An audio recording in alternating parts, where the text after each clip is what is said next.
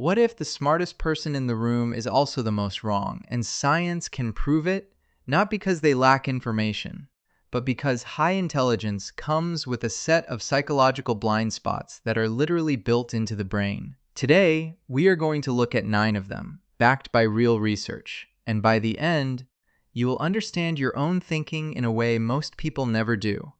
And I will warn you right now, number 6 is the one that changes how you see yourself completely. Intelligence is one of the most studied traits in all of psychology.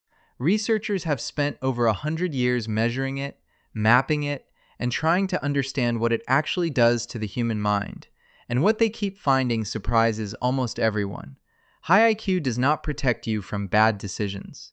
In many cases, it makes certain kinds of errors more likely, not less. This is not an insult. This is neuroscience, and understanding it is one of the most practically useful things you can do with the next 10 minutes of your life. The first thing. Keith Stanovich at the University of Toronto spent decades studying what he calls dysrationalia, the inability to think rationally despite having a high IQ. His research showed that IQ tests measure processing speed, pattern recognition, and working memory.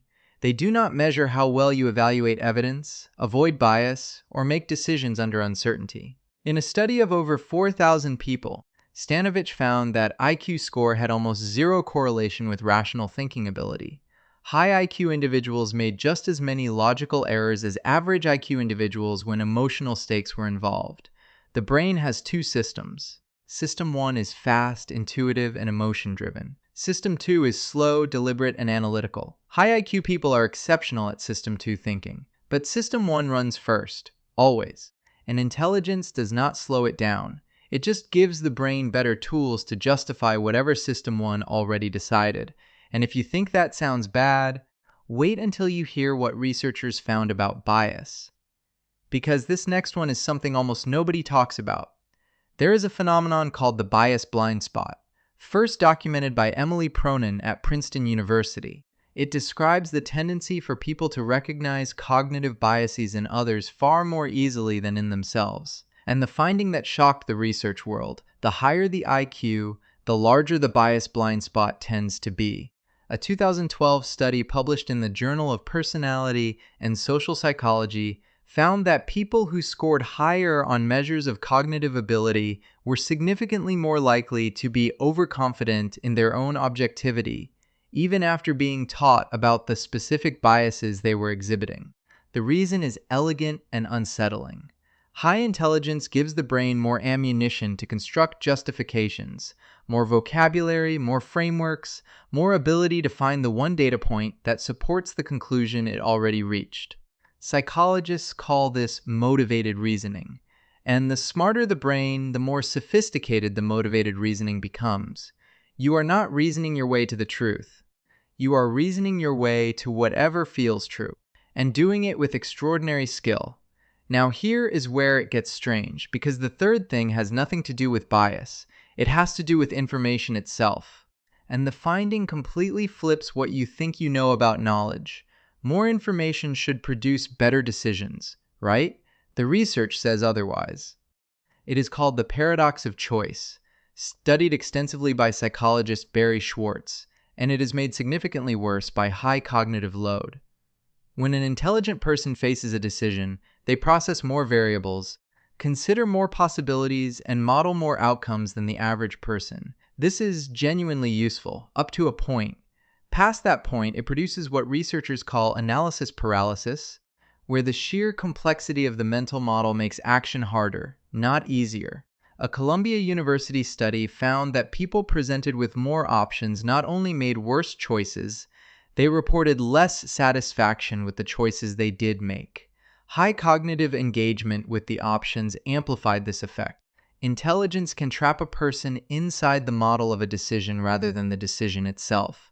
But what happens on the other side of this, when the intelligent person finally does act?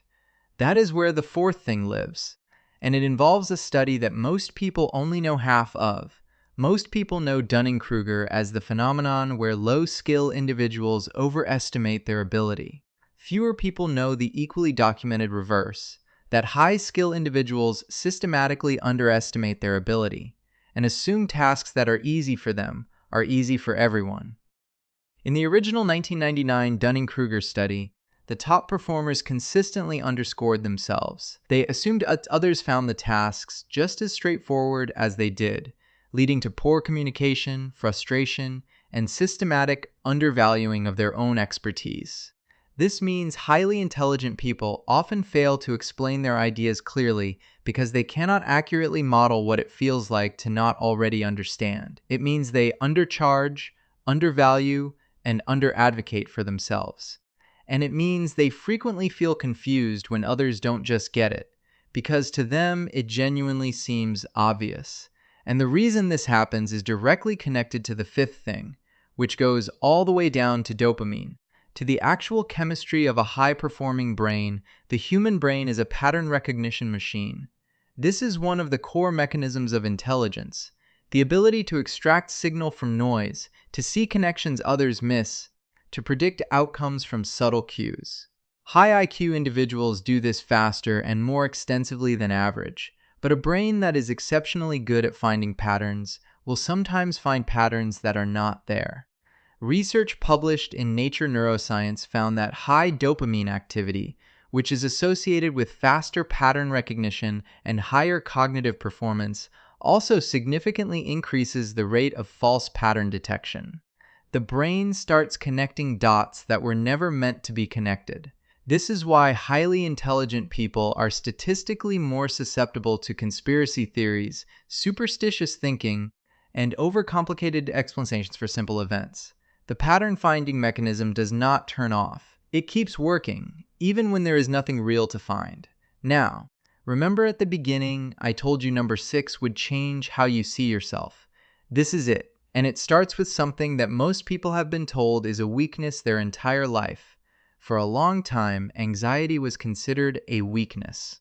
New research is reframing it as a feature of certain types of intelligence, not a bug. A 2012 study by Dr. Jeremy Copeland at SUNY Downstate Medical Center found a significant positive correlation between IQ and anxiety disorder scores. Higher IQ individuals scored significantly higher on worry and rumination scales. The proposed mechanism, a highly active brain runs simulations of possible futures constantly, and more intelligence means more detailed, more numerous, and more vivid simulations of what could go wrong. Evolution may have selected for this. The individual who anticipates danger, more specifically, survives more consistently. The highly intelligent brain is, in a measurable sense, a threat modeling machine that never fully powers down. The cost of exceptional foresight is that the brain experiences future threats as present ones. The price of always being prepared is rarely feeling safe. But here is what nobody tells you after that. The seventh thing shows that this same brain, when it tries to learn something new, runs into a wall that most people never see coming. High IQ learners are significantly more likely to reject information that conflicts with their existing mental models, even when that information is correct. A study from the University of Waterloo found that individuals who scored higher on measures of cognitive ability were more likely to double down on incorrect beliefs when presented with correcting evidence. A phenomenon called belief perseverance. Their brains were better at generating counterarguments to the new information. The smarter the brain, the better it is at defending what it already knows, even against better information. True intellectual updating requires a kind of cognitive humility that intelligence alone does not produce. And if you think that is surprising, the eighth thing goes even deeper, into brain scans, into actual neural architecture, and what it reveals about intelligence and human connection will make you rethink everything. Social cognition, the ability to read emotional states, navigate relationships, and respond to nonverbal cues, operates through a completely separate neural network than analytical intelligence. Research using fMRI brain imaging found that the default mode network, which governs social cognition, and the task-positive network, which governs analytical thinking, operate in a seesaw relationship. When one activates strongly, the other suppresses. High performers in analytical tasks often show reduced activation in social processing regions during cognitively demanding situations. You cannot think your way through an emotional conversation. The The part of the brain that excels at thinking is, quite literally, working against the part that excels at connecting, which means everything we have covered, the bias, the paralysis, the pattern invention, the anxiety, the learning wall, the social trade-off, all of it points to one single thing, one skill, the ninth thing. And this is the one that researchers say matters more than IQ itself. Metacognition, thinking about your own thinking, is the single strongest predictor of real-world performance in complex domains. More than IQ, more than expertise, more than experience. A landmark meta-analysis by John Hattie reviewing over 800 studies found that metacognitive strategies had the highest effect size of any variable on learning outcomes, significantly outperforming raw intelligence measures. The students who did best were not the smartest. They were the ones most aware of how they were thinking. High IQ without metacognition is a powerful engine with no steering. The mind moves fast, processes deeply, generates complex outputs, but without the ability to observe itself clearly, it repeats the same errors with increasing sophistication. It mistakes fluency for accuracy. It mistakes confidence for correctness. So here is what the research actually tells us. Intelligence is not a destination. It is a tool. And like any tool, its value depends entirely on how consciously it is used. The 9 things we covered today: bias blindness, dysrationalia, pattern invention, the analytical social trade-off, belief perseverance, metacognitive gaps. These are not flaws. They are predictable, documented, neurologically grounded features of how high-performing brains work. Knowing this changes something, because the moment you can see the mechanism, you are no longer just running it, you are operating it. The smartest version of you is not the one that knows the most. It is the one that understands how it knows, and where that process reliably goes wrong.